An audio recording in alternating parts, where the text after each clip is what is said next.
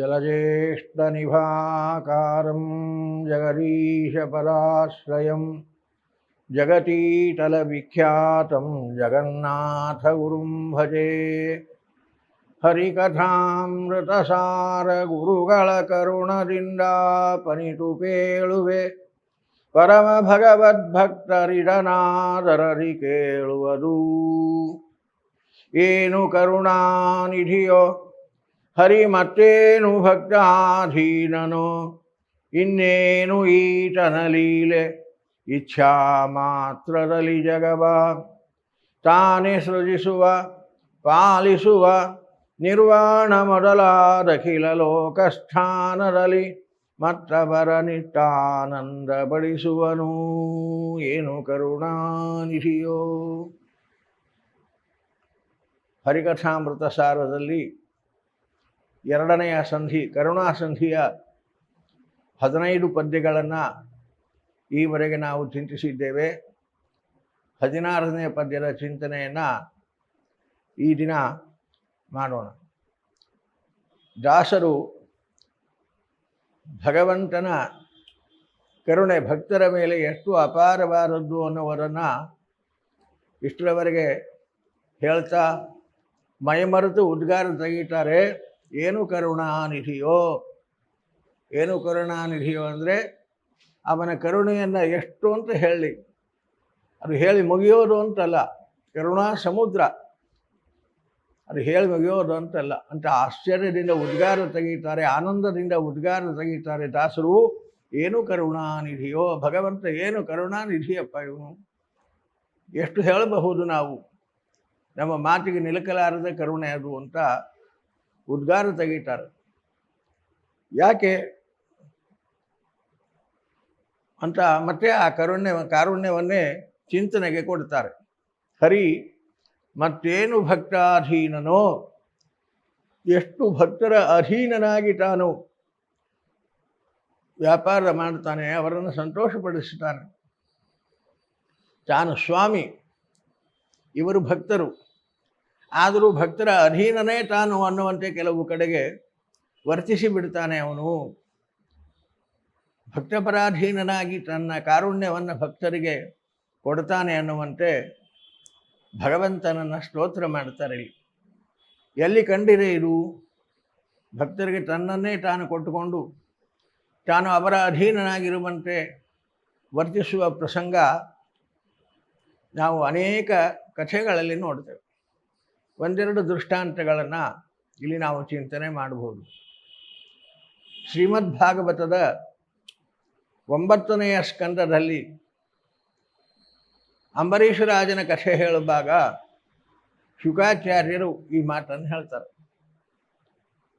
ಶುಕಾಚಾರ್ಯರು ಹೇಳುವಾಗ ಅಂತಾರೆ, ದೂರ್ವಾಸರು ಅಂಬರೀಷರಾಜ ತನ್ನನ್ನು ಬಿಟ್ಟು ಪಾರಣಿ ಮಾಡಿದ ಅಂತ ಕುಪಿತರಾಗಿ ಅವನ ಮೇಲೆ ಕೃತ್ಯ ಪ್ರಯೋಗ ಮಾಡಿದಾಗ ಭಗವಂತನ ಸುದರ್ಶನ ಚಕ್ರ ಆ ಕೃತ್ಯವನ್ನು ಸುಟ್ಟು ಹಾಕಿದೆ.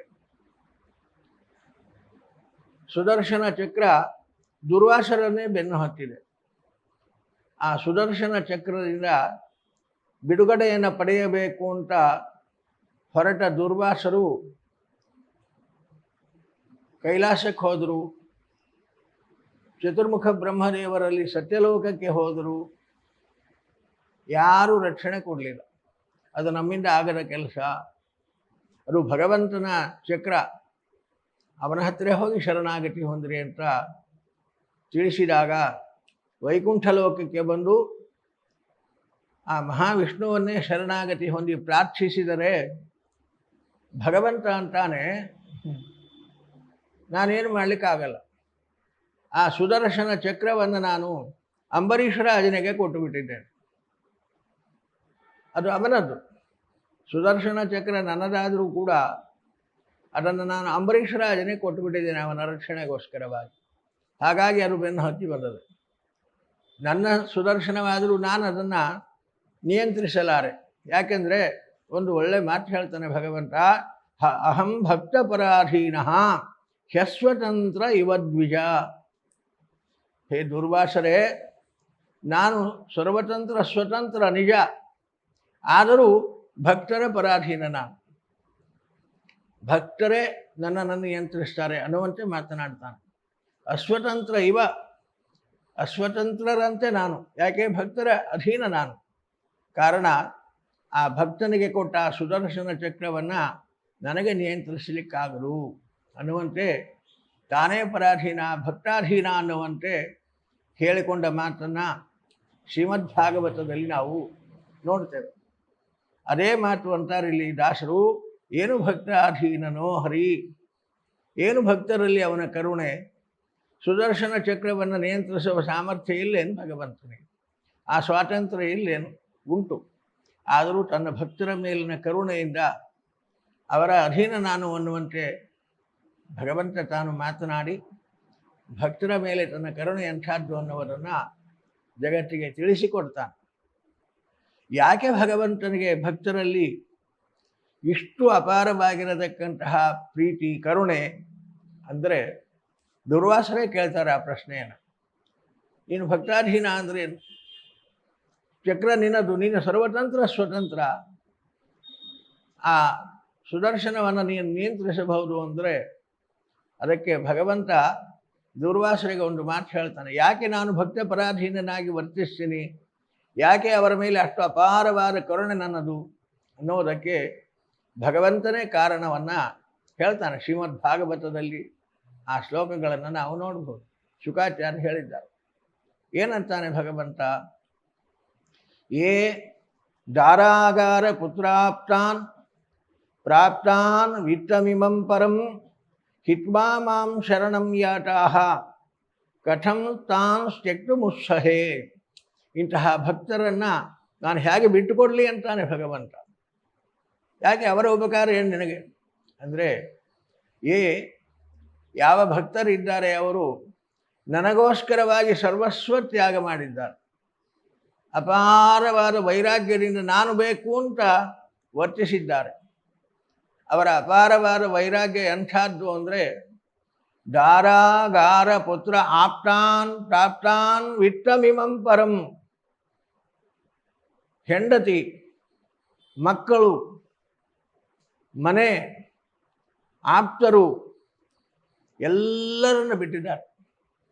ಅಭಿಮಾನ ತ್ಯಾಗ ಮಾಡಿ, ನನ್ನ ಪ್ರೀತಿಗಾಗಿ ಎಲ್ಲ ಅಭಿಮಾನ ತ್ಯಾಗ ಮಾಡಿ, ಇದೆಲ್ಲಕ್ಕಿಂತ ಹೆಚ್ಚಾಗಿ ವಿತ್ತಮಿಮಂ ಪರಂ, ಯಾವ ದುಡ್ಡಿನ ಮೇಲಿನ ಆಸೆ ಕಳೆದುಕೊಳ್ಳಲಿಕ್ಕೆ ಅಸಾಧ್ಯವೋ ಅಂತಹ ದುಡ್ಡಿನ ಮೇಲೆ ಆಸೆ ಕಳೆದು ಹಾಕಿ, ನೀನು ಬೇಕು, ನಿನ್ನ ಪ್ರೀತಿ ಬೇಕು, ನನಗೆ ದುಡ್ಡು ಬೇಡ, ಈ ಹೆಂಡತಿ ಮಕ್ಕಳು ಈ ಬಂಧನಕ್ಕೆ ಕಾರಣವಾದ ಯಾವುದೂ ನಮಗೆ ಬೇಡ, ನಿನ್ನ ಸಾಧನಕ್ಕೆ ಅನುಕೂಲ ಯಾವುದೋ ಅದನ್ನು, ನಿನ್ನ ಪ್ರೀತಿಗೆ ಯಾವುದು ಕಾರಣವೋ ಅದು ಇರಲಿ, ನಿನ್ನ ಪ್ರೀತಿಗೆ ಕಾರಣವಲ್ಲದ, ನಿನ್ನ ಪ್ರೀತಿಪಡಿಸಲಿಕ್ಕೆ ಮಾಡಬೇಕಾದ ಸಾಧನೆಗೆ ಪ್ರತಿಬಂಧಕವಾದ ಇದು ಯಾವುದೂ ನನಗೆ ಬೇಡ ಅಂತ ಎಲ್ಲವನ್ನ ತ್ಯಾಗ ಮಾಡಿದ್ದಾರೆ ನನಗೋಸ್ಕರವಾಗಿ.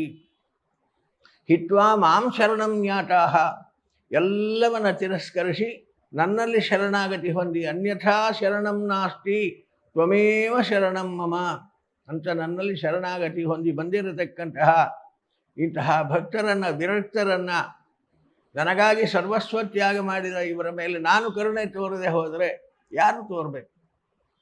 ಕಾರಣ ಕಥಂ ತಾಂ ತ್ಯಕ್ತುಮುತ್ಸಹೇ ಅಂತಾನೆ ಭಗವಂತ ದುರ್ವಾಸರಿಗೆ. ಇಂತಹ ಭಕ್ತರನ್ನು ನಾನು ಹೇಗೆ ಬಿಡ್ಲಿಕ್ಕೆ ಸಾಧ್ಯ ಆಗ್ತದೆ? ಅವ್ರ ಮೇಲೆ ಕರುಣೆ ತೋರಿಸಬೇಕಾದ್ದು ನನ್ನ ಕರ್ತವ್ಯ. ಆದ್ದರಿಂದಾಗಿ ನಾನು ಭಕ್ತಪರಾಧೀನನಾಗಿ ವರ್ತಿಸ್ತೀನಿ. ಎಷ್ಟು ನಾನು ಅವರ ಅಧೀನ ಅನ್ನುವುದಕ್ಕೆ ಭಗವಂತ ತನ್ನ ಮಾತನ್ನು ಮುಂದುವರಿಸಿ ಹೇಳ್ತಾನೆ. ಸಾಧವೋ ಹೃದಯಂ ಮಹ್ಯಂ ಸಾಧೂನಾಂ ಹೃದಯಂತ್ವಹಂ ಮದನ್ಯತ್ತೇನ ಜಾನಂತಿ ನಾಹಂತೇಭ್ಯೋ ಮನಾಗಪಿ. ನನ್ನ ಮನಸ್ಸು ಅಂದರೆ ಭಕ್ತರ ಮನಸ್ಸು, ನನ್ನ ಹೃದಯ ಅಂದರೆ ಅದು ಭಕ್ತರ ಹೃದಯ. ಅಲ್ಲಿ ಯಾವ ಭಿನ್ನಾಭಿಪ್ರಾಯಗಳಿಗೆ ಅವಕಾಶವೇ ಇಲ್ಲ. ನನ್ನ ಹೊರತಾಗಿ ಮತ್ತೊಂದನ್ನು ಅವರು ತಿಳಿಯೋದಿಲ್ಲ, ಅವರ ಹೊರತಾಗಿ ನನಗೆ ಮತ್ತೊಂದು ಬೇಕಾಗಿಲ್ಲ. ಕಾರಣ ಹೀಗೆ ನಾನು ಭಕ್ತಪರಾಧೀನನಾಗಿದ್ದೀನಿ, ಭಕ್ತರಿಗೆ ನಾನು ಒಲಿದು ಅವರ ಅಧೀನನಾಗಿ ಬಿಟ್ಟಿದ್ದೀನಿ. ಯದ್ಯಸ್ತಿ ದತ್ತಂ ಇಷ್ಟಂ ವಾ ಸ್ವಧರ್ಮೋ ವಾ ಸ್ವನುಷ್ಠಿತ. ಹೀಗೆ ಎಲ್ಲ ಮಾಡ್ತಾರೆ. ವೇದೋಕ್ತವಾಗಿರತಕ್ಕಂತಹ ಸತ್ಕರ್ಮಗಳನ್ನು, ದಾನ ಧರ್ಮ ವ್ರತ ನಿಯಮ ಎಲ್ಲ ಮಾಡ್ತಾರೆ. ಯಾಕಾಗಿ? ನನ್ನ ಪ್ರೀತಿಗಾಗಿ, ನಾನು ಬೇಕು ಅಂತ ಆ ಮಾಡಿದ ಕರ್ತವ್ಯಗಳ ಫಲವನ್ನು ಅಪೇಕ್ಷಿಸದೆ ನನ್ನ ಪ್ರೀತಿಗಾಗಿ ಅದನ್ನು ನನಗೆ ಸಮರ್ಪಣೆ ಮಾಡಿ ನೀನು ಬೇಕು, ನೀನು ಪ್ರೀತನಾಗು ಅನ್ನುವಂತೆ ಇಡೀ ಜೀವನದಲ್ಲಿ ಅವರು ನನ್ನ ಪ್ರೀತಿಯನ್ನು ಬಯಸಿ ಜೀವನ ಅದಕ್ಕಾಗಿ ಮುಡುಪಿಟ್ಟಿದ್ದಾರೆ. ಆದ್ದರಿಂದ ಇಂತಹ ಭಕ್ತರ ಅಧೀನನಾಗಿರುತ್ತೇನೆ ನಾನು ಅನ್ನುವಂತೆ ಭಗವಂತ ತಾನೇ ಹೇಳಿಕೊಂಡ ಮಾತುಗಳನ್ನು ನವಸ್ಕಂದ ಭಾಗವತದಲ್ಲಿ ನಾವು ನೋಡ್ತೇವೆ, ಶುಕಾಚಾರ್ಯರ ಬಾಯಿಂದ ಕೇಳ್ತೇವೆ. ಕಾರಣ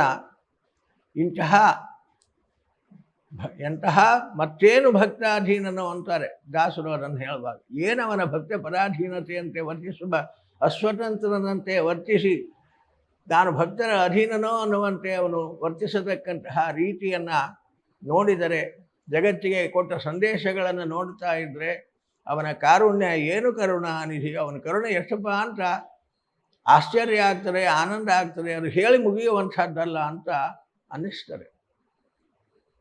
ಇದೇ ರೀತಿ ಇನ್ನೊಂದು ಕಥೆಯನ್ನು ನೋಡಿದ್ದೀವಿ ನಾವು. ಸನಂದನ ಮೊದಲಾದವರು ಅಮುಕ್ತ ಸ್ಥಾನವಾದ ವೈಕುಂಠ ಲೋಕಕ್ಕೆ ಬಂದಾಗ ಜಯವಿಜಯರು ತಡೆದಿರವರನ್ನು ಚಿಕ್ಕ ಮಕ್ಕಳಂತೆ ಕಂಡರು. ಏನೋ ಗಲಾಟೆ ಮಾಡುತ್ತಾರೆ ಇವರು ಅಂತ ಜಯವಿಜಯರು ಅವರನ್ನು ವೈಕುಂಠದ ಆ ಅಂತಃಪುರದ ಒಳಗಡೆಗೆ ಹೋಗಲಿಕ್ಕೆ ಬಿಡದೆ ಕೈಯಿಂದ ಅಡ್ಡಗಟ್ಟಿದರು. ಅವರು ಶಾಪ ಕೊಟ್ಟರು. ಅದೆಲ್ಲ ಕಥೆ ಹಿಂದೆ ನಾವು ಶಿಶುಪಾಲನ ಕಥೆ ಕೇಳಿದ್ದೇವೆ. ಭಗವಂತ ಅಲ್ಲಿ ಬಂದು ಜಯವಿಜಯರಿಗೆ ಹೇಳ್ತಾನೆ, ನನ್ನ ಭಕ್ತರು ನನ್ನ ದರ್ಶನಕ್ಕೆ ಬಂದಾಗ ಇನ್ನೊಮ್ಮೆ ಯಾರಾದರೂ ಕೈ ಅಡ್ಡ ಹಿಡಿದರೆ ಆ ಕೈಯನ್ನು ಕತ್ತರಿಸಿ ಬಿಡ್ತೇನೆ ಅನ್ನುವಂತೆ ಶಾಸನವನ್ನು ಮಾಡ್ತಾನೆ. ಏನು ಭಕ್ತಾಧೀನನೋ ಅನ್ನುವಲ್ಲಿ ಈ ಮಾತುಗಳನ್ನು ನಾವು ಸ್ಮರಿಸಬೇಕು. ಎಷ್ಟರವರೆಗೆ ಆ ಕೈಗಳನ್ನು ಕತ್ತರಿಸ್ತೇನೆ ಅಂತಾನೆ ಭಗವಂತ ಅಂದರೆ, ಛಿಂದ್ಯಾನ್ ಸ್ವಬಾಹುಮಪಿ ವಃ ಪ್ರತಿಕೂಲ ವೃತ್ತಿಂ.